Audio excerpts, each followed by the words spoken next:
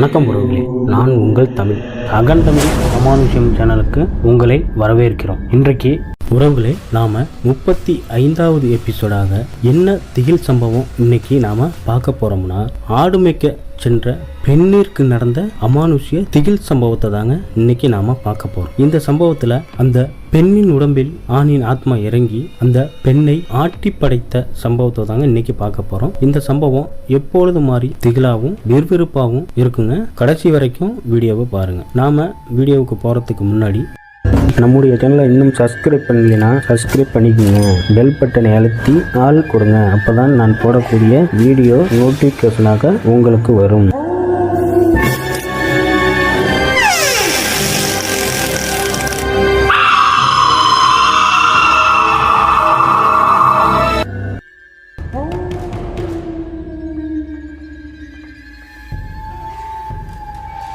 நம்ம சேனலை நிறைய பேர் சப்ஸ்கிரைப் பண்ணாமல் தான் பார்த்துட்ருக்கீங்க. கண்டிப்பாக சப்ஸ்கிரைப் பண்ணிடுங்க, லைக் பண்ணிடுங்க. வாங்க வீடியோவுக்கு போகலாம். உறவுகளே, இந்த சம்பவத்தை நம்மள்கிட்ட பகிர்ந்தது யாருன்னு பார்த்தீங்கன்னா, தங்கப்பாண்டி என்கின்ற நமது நண்பர் தாங்க. தங்கப்பாண்டிக்கு சொந்த ஊர் என்னன்னு பார்த்தீங்கன்னா, சேலத்தின் அருகில் ஒரு அழகிய கிராமங்க. அவங்க மாமா வீடு எங்கன்னு பார்த்தீங்கன்னா, அவங்க கிராமத்திலேருந்து ஒரு 20 கிலோமீட்டர் தொலைவில் உள்ள அழகிய கிராமம். இந்த கிராமத்தில் தாங்க இந்த சம்பவம் நடக்குது. இந்த சம்பவம் எப்போ நடக்குதுன்னு கேட்டிங்கன்னா, 2000 காலகட்டத்தில் நடந்ததா நம்மள்ட்ட சொல்லியிருக்காருங்க. இந்த சம்பவம் யாருக்கு நடக்குதுன்னு கேட்டிங்கன்னா, தங்கப்பாண்டி அவருடைய மாமா பொண்ணுக்கு நடந்ததா சொல்லியிருக்காருங்க. அந்த பெண்ணை பற்றி சொல்லணும்னா, ஒரு சில காரணத்தினால பெயரையும் தெரிவிக்க வேண்டாம் அப்படின்னு சொன்னதுனால பெண்ணுடைய பெயர் மாற்றி சொல்லியிருக்காரு. துர்கா தேவிங்கிற மாதிரி நம்ம சொல்லிக்கலாங்க. துர்கா என்ன பண்ணுறாங்கன்னு பார்த்தீங்கன்னா, 10th முடிச்சுட்டு அதுக்கப்புறம் பள்ளிக்கூடம் போகலை, வீட்டிலே தான் இருக்கிறாங்க. ஏன்னா அப்போ உள்ள காலகட்டத்துக்கு போதும், 10th வரையும் போதும்ங்கிற மாதிரி அதோட நிப்பாட்டிட்டாங்களாமா. அதனால வீட்டை வேலை பார்த்துக்கிட்டு அப்படியே இருக்கிறாங்க. தங்கப்பாண்டியோட மாமா வீட்டில் வந்து ஆடு மாடுகள்லாம் அதிகமாக இருக்குமாங்க. அதனால அந்த ஆடு மாடுகளை ஓட்டிக்கிட்டு காலையில் சாப்பிட்டுட்டு ஆடு மாடெல்லாம் ஓட்டிக்கிட்டு போனாங்கன்னா, மாலையில் இரவு நெருங்குற டைமில் திரும்பி வருவாங்க. அப்போ மத்தியான சாப்பாட்டுக்கு என்ன பண்ணுவாங்கன்னா, நைட்டு சமைச்ச அந்த சாப்பாடை பழையது ரெடி பண்ணி ஒரு தூக்குச்சட்டியில் போட்டு எடுத்துட்டு போயிடுவாங்க. மத்தியானமா சாப்பிட்றதுக்காக அதை வச்சுக்குவாங்க. அதே மாதிரி ரெகுலர் எப்பொழுதுமே அந்த மாதிரி தான் பண்ணிட்டு இருக்காங்க. அன்னைக்கு அது மாதிரி தான் தங்கப்பாண்டியும் என்ன பண்ணியிருக்காருன்னு பார்த்தீங்கன்னா, அப்போ வந்து அவருக்கு வந்து சின்ன வயசுங்க. அவருக்கு வந்து பார்த்தீங்கன்னா ஒரு 13 வயசு இருக்குங்க. அப்பொழுது பார்த்தீங்கன்னா இவரும் பள்ளிக்கூடம் போயிட்டு தாங்க இருக்காரு. இவரு வந்து கோடை லீவு விடுவாங்கல்ல, அப்ப தங்கப்பாண்டி என்ன பண்றாருன்னு பார்த்தீங்கன்னா, அவங்க மாமா வீட்டுக்கு போறாருங்க. போயிட்டு அவரு ஜாலியாக விளையாண்டுக்கிட்டு அப்படியே எல்லாருமே லீவ் விட்டா அவங்க மாமா வீட்டுக்கு தாத்தா வீட்டுக்கு எல்லாருமே போறது வழக்கம். நானுமே அந்த மாதிரிலாம் நான் சின்ன வயசுல அந்த மாதிரிலாம் போயிருக்கேன். அப்படி இருக்கும் பொழுது இவரு தங்கப்பாண்டியும் அதே மாதிரி அவங்க மாமா வீட்டுக்கு போயிருக்காருங்க. அப்பதாங்க இந்த சம்பவம் நடக்குது. துர்கா தேவி, அதாவது வந்து அவங்க மாமா பொண்ணு எப்பொழுதுமே ஆடு மாடை ஓட்டிக்கிட்டு போவாங்க. இவரும் சரி நம்ம இங்கே ஏன் வீட்டில் இருக்கிறோம், நம்மளும் போவோம்னு சொல்லிட்டு துர்கா தேவி பின்னாடியே தங்கப்பாண்டியும் பின்னாடியே போவாருங்க. இதுதான் அவர் ஊருக்கு போனதுலேருந்து இப்படியே ஓடிட்டு இருக்கு. போயிட்டு அங்கே போய் மாடெல்லாம் விட்டுட்டு இவங்க விளாட்றது. பக்கத்துலாம் பார்த்தீங்கன்னா புளியா மரம் அந்த மாதிரிலாம் நிறைய மரங்கள்லாம் இருக்குது. அந்த புளியாங்காயெல்லாம் பறித்து தின்னுக்கிட்டு அந்த மாதிரி ஜாலியாக ஓடிட்டு இருக்குங்க. இப்படியோ கொஞ்ச நாள் ஓடிட்டு இருக்கு. அன்னைக்கு பார்த்தீங்கன்னா ரெகுலராக துர்கா தேவி என்ன பண்ணுறாங்க, காலையிலேயே தங்கப்பாண்டியும் துர்கா தேவியும் நல்லா சாப்பிட்டுட்டு அந்த ஆடு மாடியும் ஓட்டிக்கிட்டு அந்த மேய்ச்சல் இடத்துக்கு போகிறாங்க. அங்கே போயிட்டு ஆடு மாடெல்லாம் விட்டுட்டு இவங்க கொஞ்ச நேரம் அப்படியே விளாண்டுட்டு சாப்பாடு தூக்குச்சட்டியில் சாப்பாடு எடுத்து போனாங்க பார்த்தீங்களா, அதை போயிட்டு சாப்பிட்றதுக்காக ஒரு மரத்துக்கு கீழே உட்காடுறாங்க. அந்த மரத்துக்கு கீழே 2 பேருமே உட்காந்து தூக்குச்சட்டியில் இருக்கிற சாப்பாடை எடுத்து பிரிச்சு பாக்குறாங்க. இவருக்கு ரொம்ப ஆச்சரியம். நைட்டு வச்ச நாட்டுக்கோழி குழம்பு எடுத்துட்டு வந்திருக்க, இங்க ஏதாவது ஆயிரம் போயிரும், அதெல்லாம் ஒண்ணு இல்ல சாப்பிட்றான்னு சொல்லிட்டு அந்த நாட்டுக்கோழி குழம்பு வச்சு 2 பேருமே அந்த பழையதை தொட்டுக்கிட்டு சாப்பிட்டுட்டு இருக்காங்க. 2 பேருமே நல்லா சாப்பிட்டு முடிச்சுட்டாங்க. முடிச்சதுமே தங்கப்பாண்டி எப்பொழுதும் மாதிரி ஏந்திரிச்சு அங்க போய் ஒரு இடத்துல உட்கார்ந்து இருக்கிறாரு. ஆனா துர்கா தேவி அந்த இடத்தை விட்டு ஏந்திரிக்கலங்க. அந்த சாப்பிட உட்கார்ந்தாங்கல்ல, அந்த இடத்தை விட்டு ஏந்திரிக்காம அப்படியே அந்த சாப்பாட்டுல கைய வச்ச மாதிரியே அப்படியே ஒரு மாதிரி வெறிக்க பார்த்துக்கிட்டு அந்த மரத்தையே வெறிக்க பார்த்துக்கிட்டு அப்படியே உட்காந்து இருந்திருக்கிறாங்க. தங்கப்பாண்டி என்ன பண்ற, அக்கா ஏந்திரிக்கா, என்னக்கா நீ இப்படியே உட்காந்துருக்க, வா நம்ம போய் விளாடலாம், இல்லைன்னா மாடை போயிட்டு எங்க நிக்குதுன்னு போய் பார்த்துட்டு வரலாம் சொல்லிட்டு இவர் கேட்கும் பொழுது அந்த பெண்மணி அப்படியே தாங்க உட்காந்துருக்கு. இவர் வலுக்கட்டாயமா அக்கா ஏந்திரிக்கா போவோம், வா என்ன இதுன்னு பார்ப்போம் சொல்றதுக்கு இந்த பெண் என்ன பண்ணிருக்குன்னு பாத்தீங்கன்னா, அந்த சாப்பாடு தூக்குவாளி இருக்குங்க, அதெல்லாம் தூக்கி நாலா பக்கமும் வீசிட்டு ஏந்திரிச்சு விறுவிறு நடந்து போயிட்டே இருக்குங்க. இவரு தங்கபாண்டி பின்னாடியே அக்கா என்னக்கா நீ பட்டிக்க போற, மாடுலாம் நிக்குதுக்கா, ஆடுலாம் நிக்குதுக்கா, என்னக்கா நீ பட்டிக்க போறன்ட்டு சொல்லிட்டு பின்னாடியே போறாருங்க. அந்த பொண்ணு வந்து காதல வாங்காம விறுவிறுன்ட்டு எங்க போகுதுன்னு பாத்தீங்கன்னா அவங்க வீட்டுக்கு போகுதுங்க. அந்த வீட்டுக்கு போய் வீட்டுக்கு உள்ள நுழையுதுங்க. அங்க வீட்டுல பாத்தீங்கன்னா அவங்க பாட்டி மட்டும் தாங்க இருப்பாங்க. அவங்க அம்மா அப்பா 2 பேருமே வேலைக்கு போயிருவாங்க. இந்த பாட்டி மட்டும் தான் இருக்கிறாங்க. அந்த பாட்டி வந்து கேக்குறாங்க, என்ன இது மாதிரி வந்து ஆடு மாடுலாம் ஓட்டிட்டு போனேன், என்ன நீ மட்டும் தான் வர்ற, அவன் தம்பி பின்னாடி வந்தானே அவனையும் காணும், எங்க எதுன்னு கேட்டோன்னா இந்த பொண்ணு பாத்தீங்கன்னா எதுவுமே சொல்லாம நேரா விறுவிறுன்னு போயிட்டு நேரா அவங்க வீட்டுக்குள்ள போயிட்டு குப்பரக்க படுத்து கைய ஒரு மாதிரி அதை மூஞ்சில வச்சுக்கிட்டு அப்படியே குப்பரக்க படுத்துருச்சுங்க. படுத்த அடுத்த செகண்ட் தங்கபாண்டி பின்னாடியே உடையாராருங்க. பின்னாடியே உடையாந்து பாட்டி என்னடா ஆடு மாடு ஓட்டிட்டு போனீங்க, நீ 2 பேரும் வந்தீங்க, ஆடு மாடுலாம் எங்க என்ன அதுன்னு அந்த பாட்டி கேட்கும் பொழுது, இல்ல பாட்டி நாங்க எல்லாம் விளையாண்டுக்கிட்டு இது மாதிரி ஆடு மேய்ச்சிக்கிட்டு தான் இருந்தோம், சாப்பிட்டுட்டு இருந்தோம், என்னன்னு தெரியல திடீர்னு அப்படியே வாளியெல்லாம் தூக்கி வீசிட்டு அது பட்டி நடந்து வந்துகிட்டே இருந்துச்சு, நானும் கூப்பிட்டுக்கிட்டே பின்னாடியே உடையார நிக்கவே இல்லை, நேரா வீட்டுக்கு வந்துருச்சம்மாச்சு அங்கிற மாதிரி தங்கபாண்டி சொல்றாருங்க. இவர் என்னடா அது, ஐயோ ஆடு என்னாச்சு ஏதாச்சுன்ட்டு அந்த பொண்ணுகிட்ட போயிட்டு இந்த பாட்டி அம்மா போய் ஏந்திரி துர்கா ஏந்திரி என்னாச்சு ஏதாச்சுன்னா எந்த ஒரு பதிலும் சொன்னாங்க. ஒரே ஒரு வார்த்தை ஒன்றே சொல்லுதுங்க, என்னன்னு கேட்டீங்கன்னா அந்த நிக்கிறான் பாரு அவன் வந்து என்ன வந்து கூப்பிடுறான், இந்த வீட்டுல வந்து பாட்டிக்கு ஒன்னும் புரியல, என்னடா இது இவன் வந்து ஏதோ பைத்தியக்காரி மாதிரி பேசிட்டு இருக்கல ஒண்ணுமே புரியலையே சொல்லிட்டு சரி நீ படுமா, நீ என்ன ஏதாவது பயந்து போயிட்டியான்னு சொல்லிட்டு உடனே அங்க வீட்டுல இருக்கிற சாமியை வேண்டி திண்ணூறு பூசி விடுறாங்க. திண்ணூறு பூசினோன்னு எந்த ஒரு பதில் இல்ல, அப்படியே அமைதியா அப்படியே அந்த குப்பரக்க படுத்த மாதிரியே படுத்திருக்குங்க. அந்த பொண்ணு யாரு துர்கா தேவி படுத்திருக்கு. தங்கபாண்டியும் இந்த பாட்டியும் 2 பேருமே போறாங்க. போயிட்டு அங்க ஆடு மாடெல்லாம் விட்டு இருந்தாங்களே அதை போய் ஓட்டிக்கிட்டு 2 பேருமே வந்துட்டாங்க. வந்துட்டு ஆடு மாடெல்லாம் கட்டிட்டு உள்ள போய் பாக்குறாங்க. பாட்டிக்கு பேர் அதிர்ச்சியா இருக்குங்க.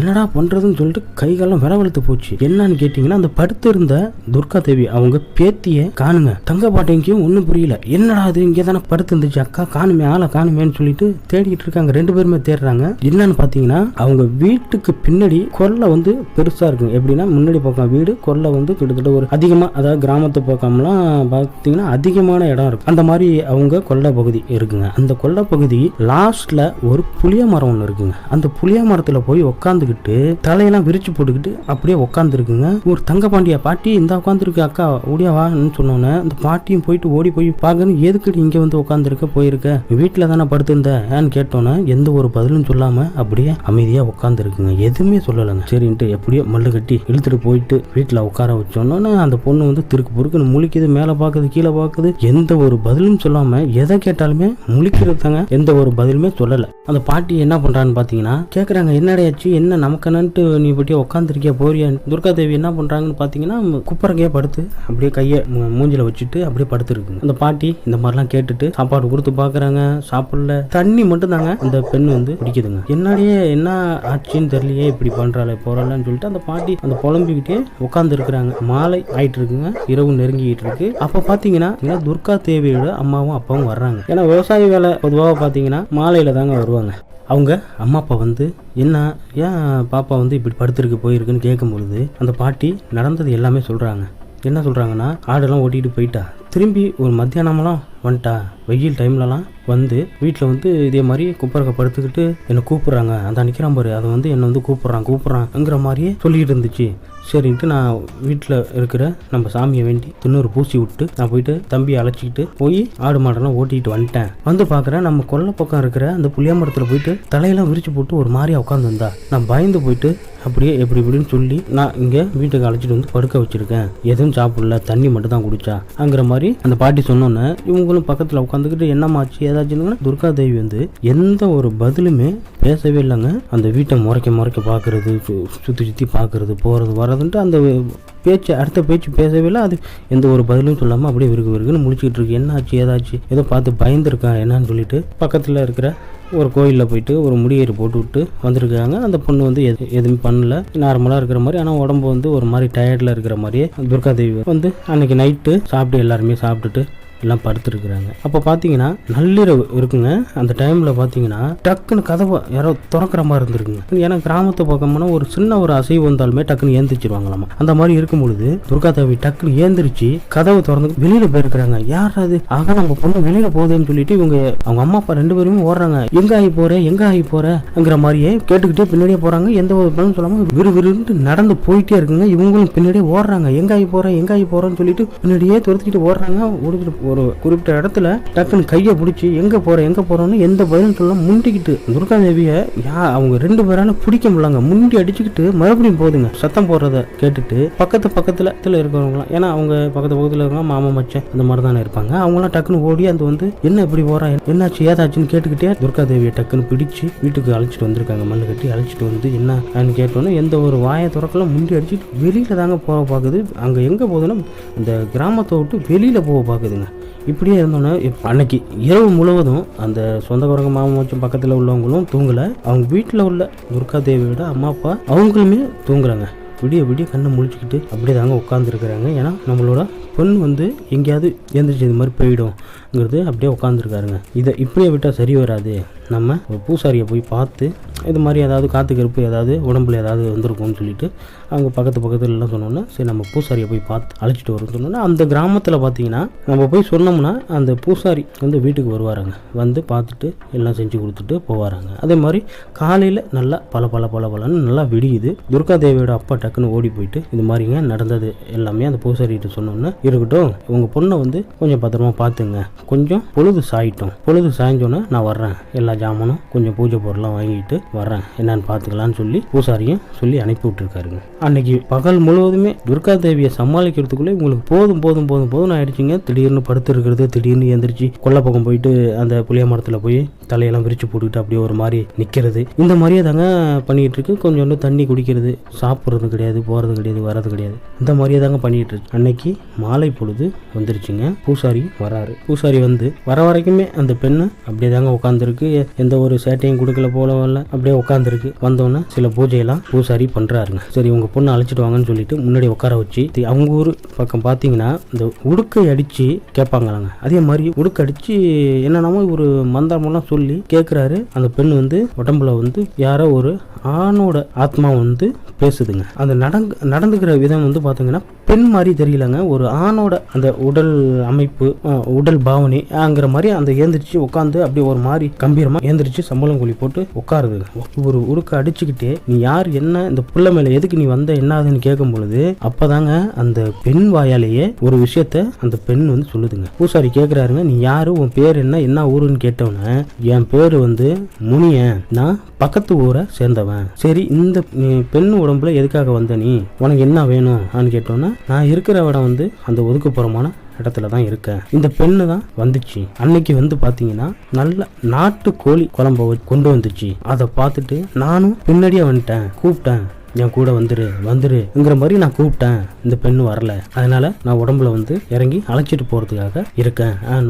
சரி அப்படியா, சரி இந்த பெண்ணை விட்டு போ, உனக்கு என்ன வேணும், ஏன் வேணும் கேட்டோன்னா, இல்லை நான் அந்த பொண்ணை விட்டு போக முடியாது, நான் இங்கே தான் இருப்பேன், இந்த பொண்ணை நான் அழைச்சிட்டு தான் போவேன்னொன்னா, இந்த பொண்ணுக்கும் உனக்கும் எந்த ஒரு சம்மந்தமும் கிடையாது, ஏன்னா இதை விட்டு நீ போயாகணும்னு சொல்லிட்டு அந்த பூசாரி வந்து உடுக்க அடிச்சுக்கிட்டு சாட்டை வச்சிருக்காரு. சாட்டை எடுத்து கை கால் எங்கே பார்த்தாலும் அடி கொடுத்தோன்னே நான் போயிடுறேன்ங்கிற மாதிரி அந்த முனியப்ப ஆவி சொல்லுதுங்க. சரி நீ போகணும்னா உனக்கு என்ன வேணும் அதை வாங்கிக்கிட்டு நீ போயிட்டே இரு, எனக்கு வந்து பிடிச்சதை கொடுங்க, நான் போயிடுறேன், அந்த பொண்ணு உடம்பை விட்டு நான் போயிடுறேங்கிற மாதிரி சொல்லுதுங்க. சரி உனக்கு என்ன வேணும் அண்டு பூசாரி அந்த சாட்டையை கையில வச்சுக்கிட்டு அதட்டுற மாதிரி கேட்டோன்னே, எனக்கு சாராயம் வேணும், நாட்டுக்கோழி குழம்பு போட்டு எனக்கு சாப்பாடு வேணும், அதே மாதிரி செய்யறேன், இந்த பெண்ணை விட்டு போ அப்படின்னு சொன்னதுமே, சரி நான் போறேன், எனக்கு செய்யுங்கன்னா, நீ கேட்டதை நான் இப்போ உடனே செய்ய முடியாது, நாளைக்கு உன் இடத்துல நீ எங்க இருந்தியோ அந்த இடத்துல வந்து உனக்கு செஞ்சு கொடுக்குறேன், இப்ப இந்த பெண்ணை விட்டு போ அப்படின்னு சொன்னோன்னா அந்த பொண்ணு டக்குன்னு மயக்கம் போயிட்டு விழுதுங்க. மயக்கம் போயிட்டு விழுந்தோன்னா தண்ணியெல்லாம் தெளிச்சு உட்கார வச்சு சரியாகல, அப்படியே தாங்க இருக்கு. கொஞ்சம் திண்ணூர்லாம் பூச்சி விட்டு பூசாரி என்ன சொல்லிட்டு போறாருன்னு பார்த்தீங்கன்னா, இன்னும் சரியாகல,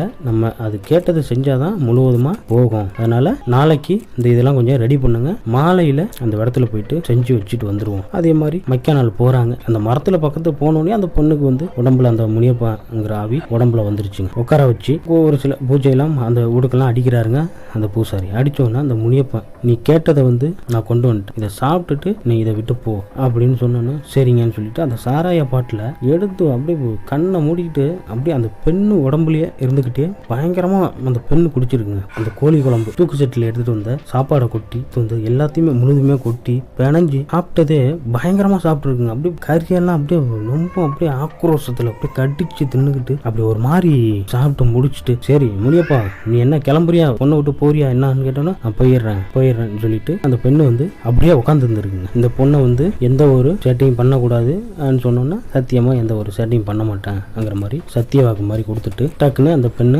மயங்கி விழுந்திருக்கு. அங்கேயே திருநூறுலாம் பூச்சி விட்டு வாங்க வீட்டுக்கு போகலான்னு சொல்லிட்டு வீட்டில் போயிட்டு ஒரு பூஜை மாதிரி போட்டு எங்கே பார்த்தாலும் இந்த தீர்த்த மாதிரி தெளிச்சு, இதுக்கப்புறம் உங்கள் பொண்ணுக்கும் உங்களுக்கும் எந்த ஒரு பிரச்சனையும் இல்லை, அந்த முனியப்பன் ஆவிட்ட என்ன கேட்டுச்சோ அது கொடுத்தாச்சு, அதுவும் போயிடுச்சு. இது இன்னொரு விஷயம் என்னன்னா, பொம்பளை பிள்ளைங்க சாப்பாடு எடுத்துட்டு போகுதுங்க. சாப்பாடு எடுத்துட்டு போறது இந்த மீன் குழம்பு கறி குழம்பு இந்த மாதிரிலாம் காட்டுக்கரைக்கு எடுத்துட்டு போனா இந்த மாதிரி துஷ்ட ஆவிகள் வந்து உடம்புல வந்து கூட்டிட்டு போக நினைக்கும், அதுக்கு பிடிச்சதை சாப்பிட நினைக்கும். அதனால வீட்டுல இருக்கிற பசங்களும் இந்த மாதிரி காட்டுக்கரைக்கெல்லாம் கவுச்சி குழம்புலாம் எடுத்துட்டு போறதுக்கு சொல்லாதீங்க சொல்லிட்டு இவரும் போயிருக்காருங்க. அதுக்கப்புறம் அந்த பொண்ணுக்கு ஒரு 2-3 நாள் ஒரு மாதிரியா உடம்பு சரியாத மாதிரியே இருந்திருக்கு. அதுக்கப்புறம் தான் கொஞ்சம் நார்மல் ஆயிருக்கு. அதுல இருந்து பாத்தீங்கன்னா அந்த பொண்ணை வந்து ஆடு மாடு அதை ஓடிட்டு போறதுக்கு வீட்டுல சொல்லுங்க. தங்கபாண்டியும் ஒரு 10 நாள் கழிச்சு அவரும் ஊருக்கு வந்திருக்காருங்க. அதுக்கப்புறம் ஒவ்வொரு டைமும் அந்த ஊருக்கு போகும்பொழுது இங்க என்ன நடந்தது கேட்டுக்கிட்டே இருப்பாருங்க. இந்த சம்பவத்தை வந்து கேட்டுக்கிட்டே இருப்பாரு. நான் அன்னைக்கு வந்தேனே இந்த மாதிரிலாம் நடந்துச்சு, அதுக்கப்புறம் என்னமாச்சு நடந்துச்சு சொல்லிட்டு கேட்டுக்கிட்டே இருப்பாருங்க. நான் கோடை லீவுக்கு எங்க மாமா வீட்டுக்கு போகும்பொழுது இந்த சம்பவம் ஒரு மறக்க முடியாத அனுபவமா எனக்கு இன்னமும் ஞாபகம் இருக்குங்கிற மாதிரி நம்மள்ட்ட சொல்லி முடிச்சாருங்க. தங்கபாண்டிக்கு ஒரு நன்றியை சொல்லிக்கலாங்க. இந்த சம்பவம் எப்படி இருந்துச்சுன்னு கமெண்ட் பாக்ஸில் பதிவிடுங்க. இந்த சம்பவம் உங்களுக்கு பிடிச்சிருந்துச்சுன்னா லைக் பண்ணுங்க, ஷேர் பண்ணுங்க, மறக்காம சப்ஸ்கிரைப் பண்ணிருங்க. இது போல இன்னொரு அமானுஷ்ய திகில் சம்பவத்தில் சந்திக்கும் வரை உங்களிடமிருந்து விடைபெறுவது நான் உங்கள் தமிழ். நன்றி உறவுகளே.